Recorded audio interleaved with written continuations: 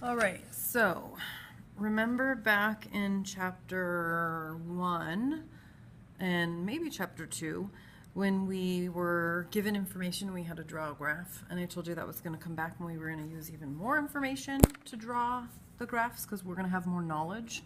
Well, here we are. So sketch the graph of a function f that satisfies the following conditions. Notice it says of a function f, not the function, because there are many, an infinite number of functions that would satisfy these conditions. So we're just drawing a sketch of what we think it looks like. Yours should not look like your neighbor's when you do this on the homework. It will have some very similar properties, but if it's exactly the same, then it means you copied, most likely. Okay, so here's what I like to do. I'm going to read and I'm going to kind of make intervals on my graph. So first thing, f prime is positive means the function is increasing. So from negative infinity to 1. So let's call this 1, okay? And at the top, I'm going to say this would be negative infinity to 1. I want it to be increasing, okay? F prime is less than 0, negative. That means the function, I'm going to emphasize that by saying f. The function is decreasing from 1 to infinity. So from 1 to infinity, f is decreasing, okay? Second derivative is positive, means the function is concave up. So from negative infinity to negative 2, let's say negative 2 would be somewhere around here. Again, I want to go at the top because I'm going to draw my graph below this. Second derivative positive means f is concave up, okay? And then from 2 to infinity, so from here to here, f is concave up also, right? Concave down. Second derivative is negative. Well, duh, that's the only other option, right? I'm either concave up or concave down. Or at a set value, not on an interval, I'm a point of inflection. Go back to chapter 1. What does it mean when a limit goes to negative infinity? That means there's a horizontal asymptote. So as x goes to negative infinity, going way out, the y value is approaching negative 2. So there's a horizontal asymptote. And remember way back when we did this, feels like forever ago, I want to remember that it's only the horizontal asymptote going to negative infinity, so I'm not going to draw it all the way across so that I don't have to refer back to that.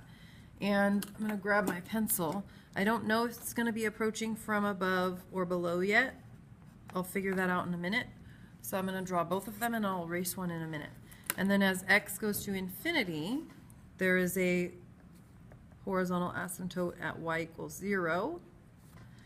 And again, I'll draw both and I'll figure it out in a minute. Okay. All right. Can you see that? Yeah. Okay. So there's 3 ways that a curve can look. Let me try again. There's 4 ways that a curve can look. I can either look like this, I can look like that, I can look like this, or I can look like that. Okay? So all we need to do is look, so like from here to here, the function is increasing and concave up. Well, this is increasing, but it's opening down, so it's not that one. It's not number 1. That's decreasing, it's not number 2. That's decreasing, it's not number 3. This is increasing, yeah, going up from left to right, and it's opening up, concave up. So it needs to look like number 4. You can still see that, right? Yeah, okay, which means it's going to have to be this piece, okay? So it's going to have to be something like this all the way over, oh boy, I'm going up pretty high, to that point right there, okay? Because then it changes to concave down. So let's get rid of this. So from here to here, it's still increasing, right? But it's now concave down.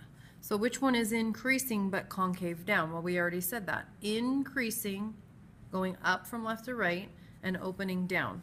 So I'm going to have to kind of cut into this little, this is going to look something like that up to that point, okay? So somewhere right there was a point of inflection. It changed from concave up to concave down.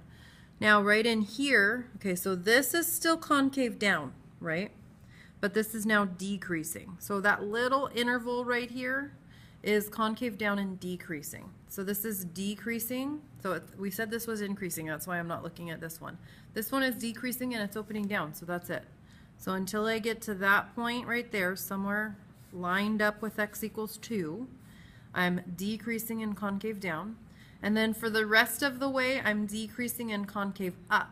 So that was increasing. That's not right. That's concave down. That's not right. That's decreasing and concave up. So it's going to have to be connecting here. Decreasing, going down, and opening up. So that is curve sketching now that we know stuff about the increasing, decreasing, and concavity behavior of functions. And then if you want, just because it looks kind of weird, now that we've drawn the graph, you can get those going in either direction. But horizontal asymptotes are really about end behavior. They're not about the part in the middle. Okay? Awesome.